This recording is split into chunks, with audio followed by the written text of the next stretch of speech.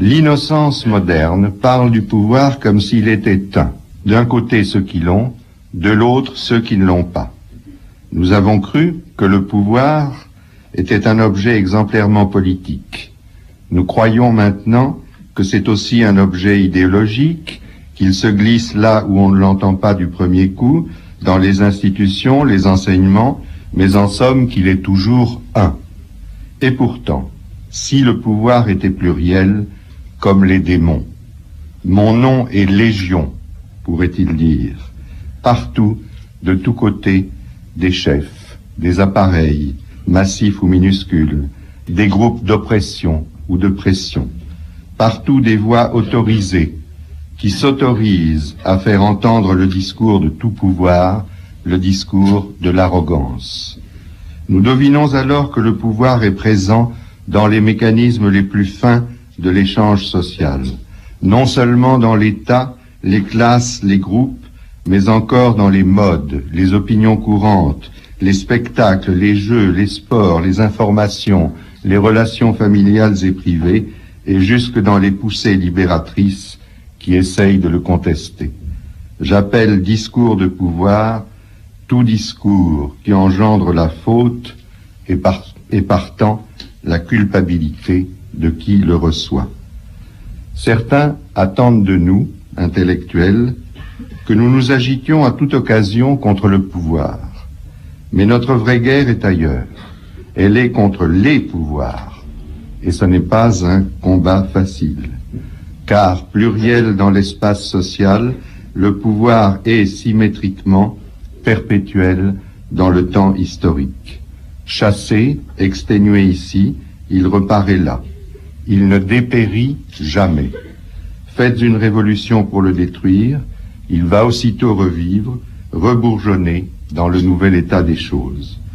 La raison de cette endurance et de cette ambiguïté, c'est que le pouvoir est le parasite d'un organisme transsocial lié à l'histoire entière de l'homme et non pas seulement à son histoire politique et historique.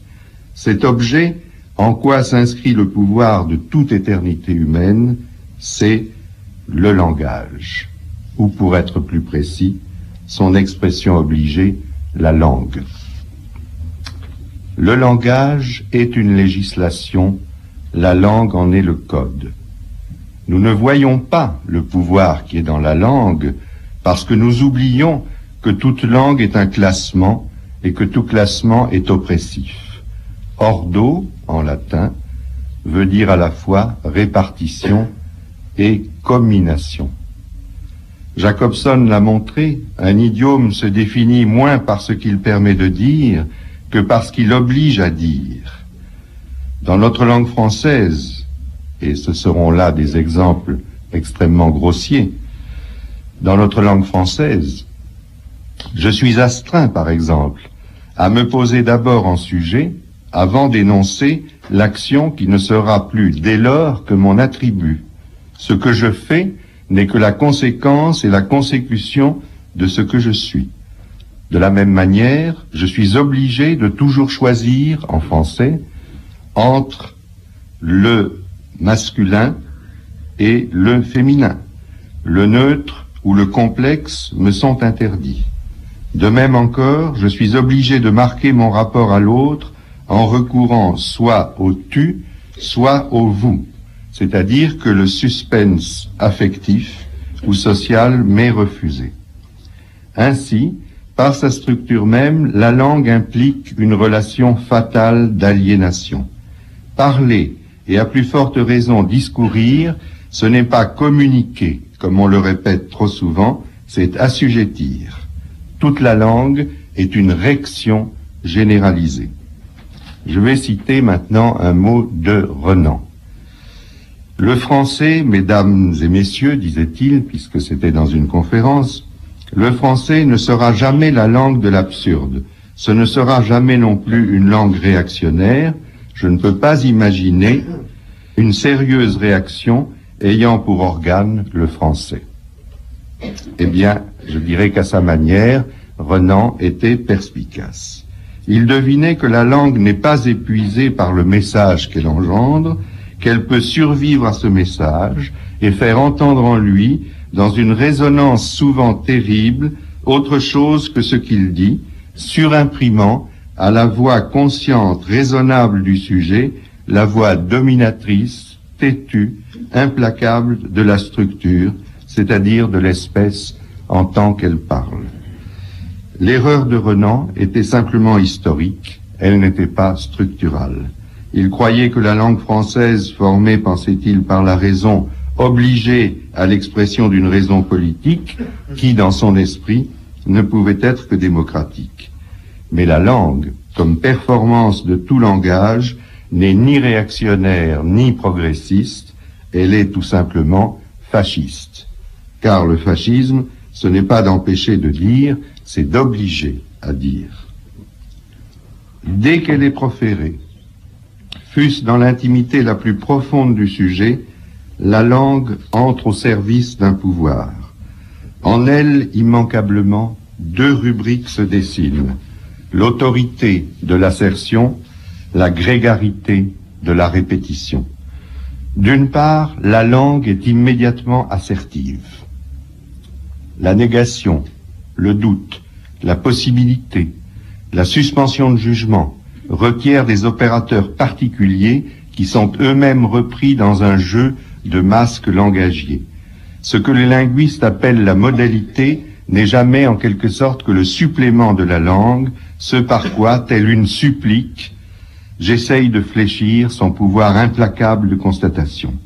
D'autre part, les signes dont la langue est faite, les signes n'existent que pour autant qu'ils sont reconnus, c'est-à-dire pour autant qu'ils se répètent.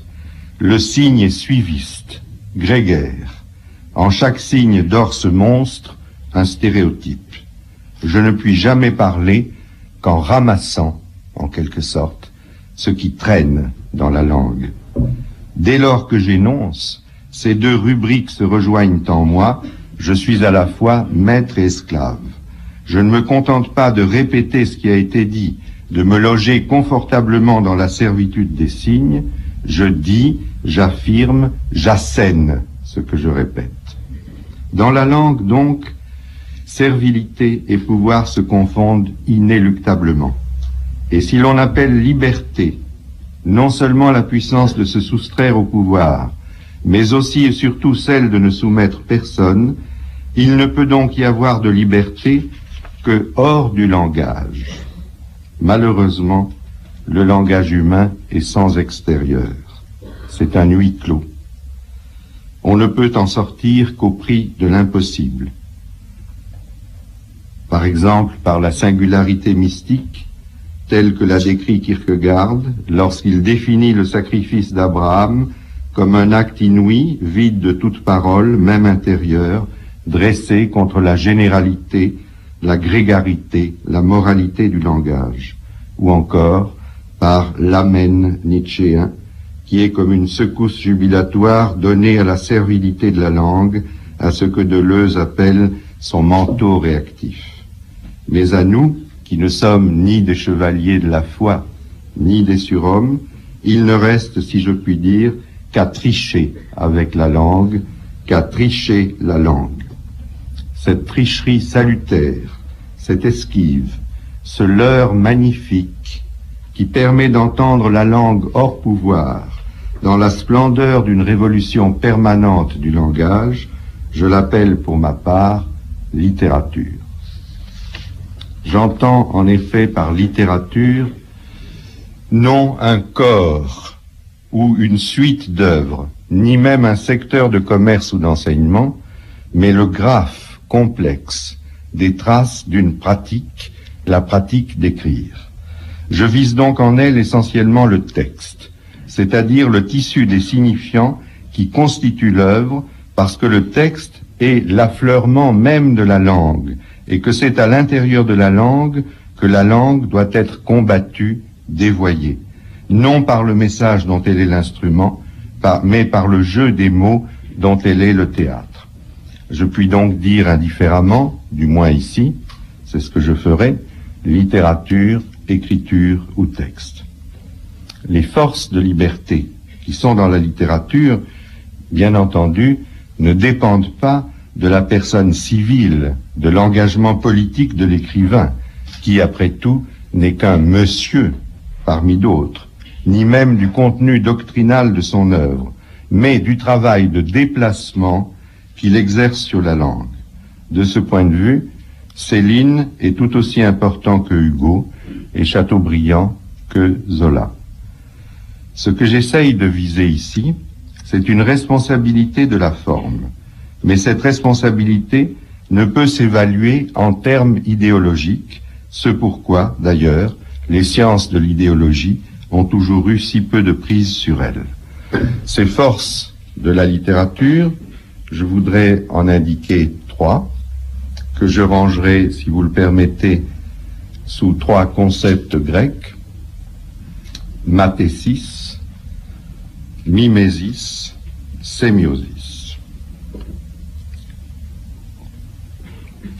La littérature prend en effet en charge beaucoup de savoirs, pluriel.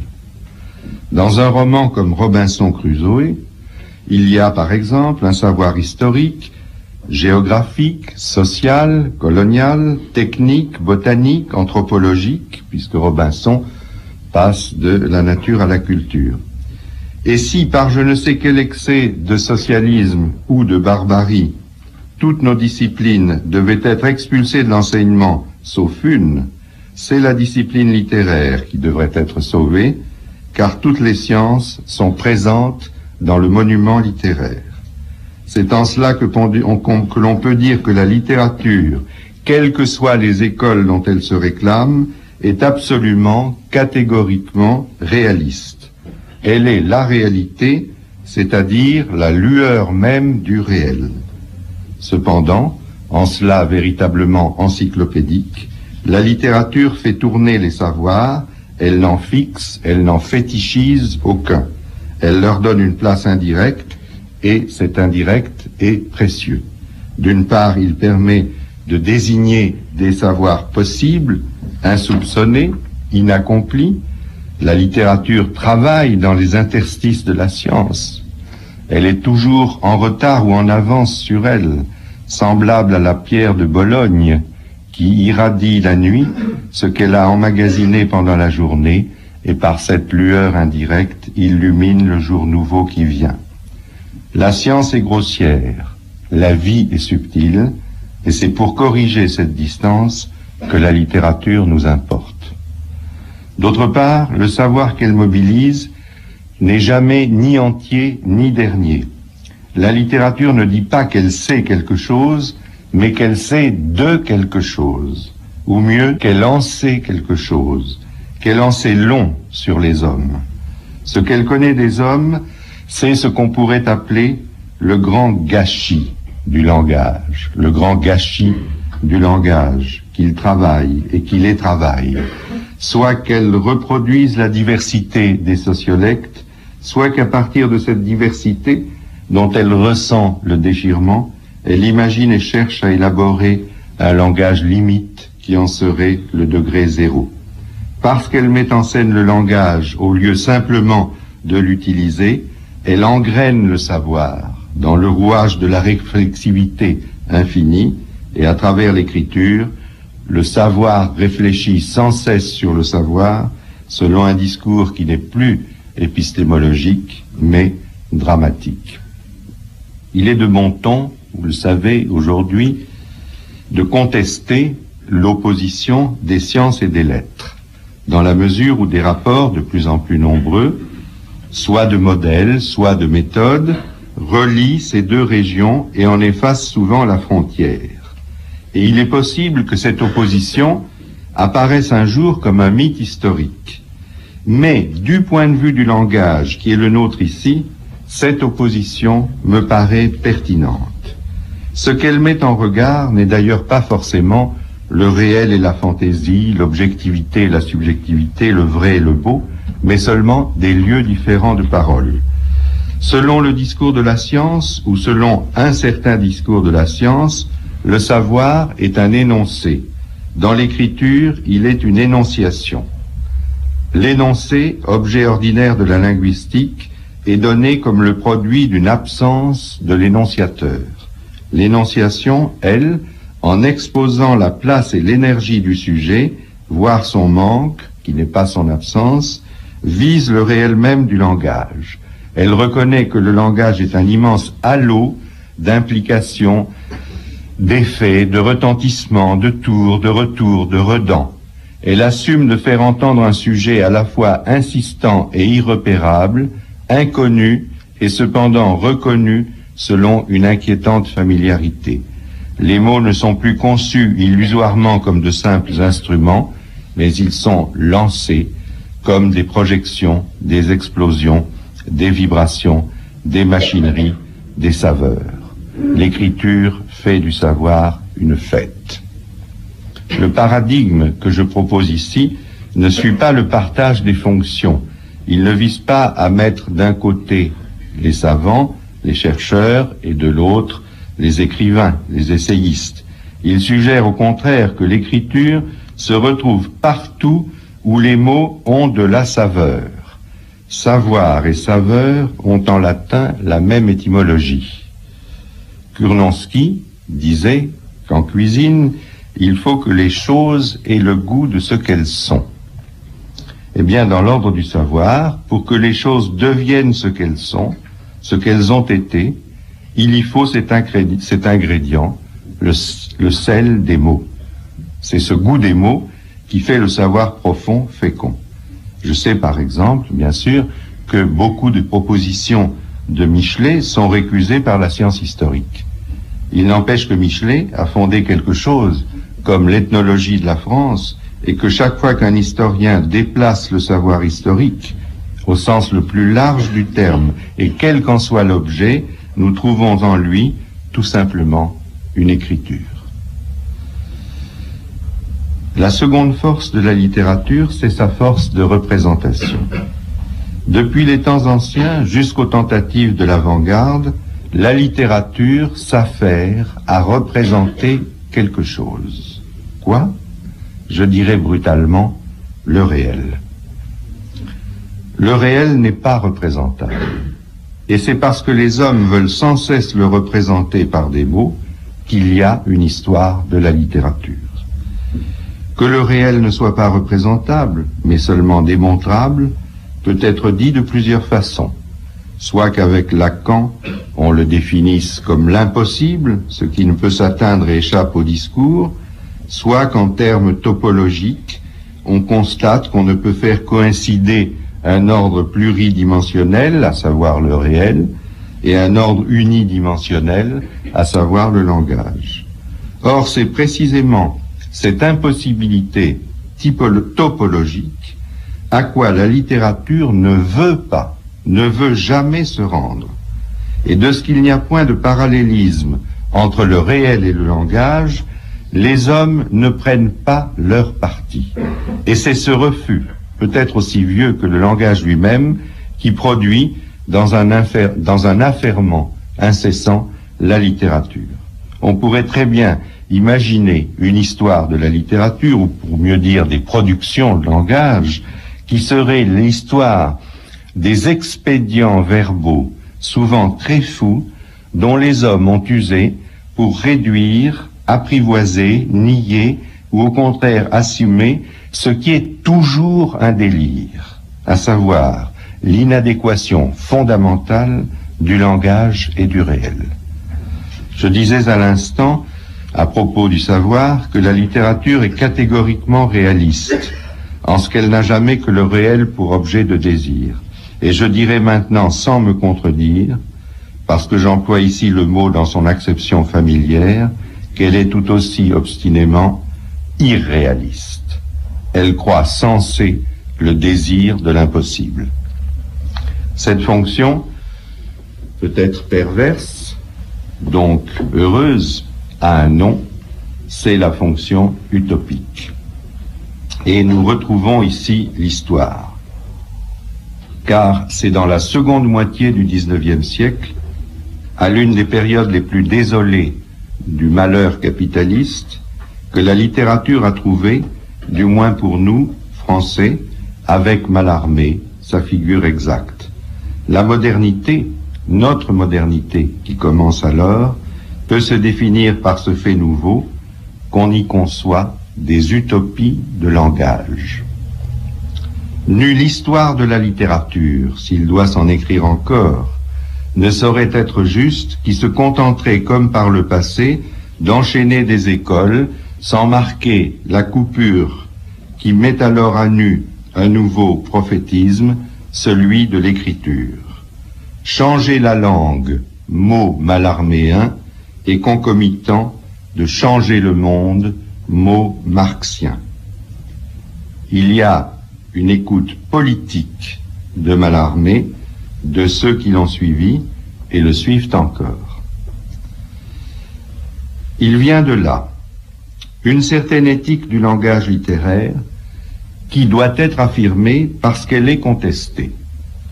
On reproche souvent à l'écrivain, à l'intellectuel, au professeur, de ne pas écrire la langue de tout le monde.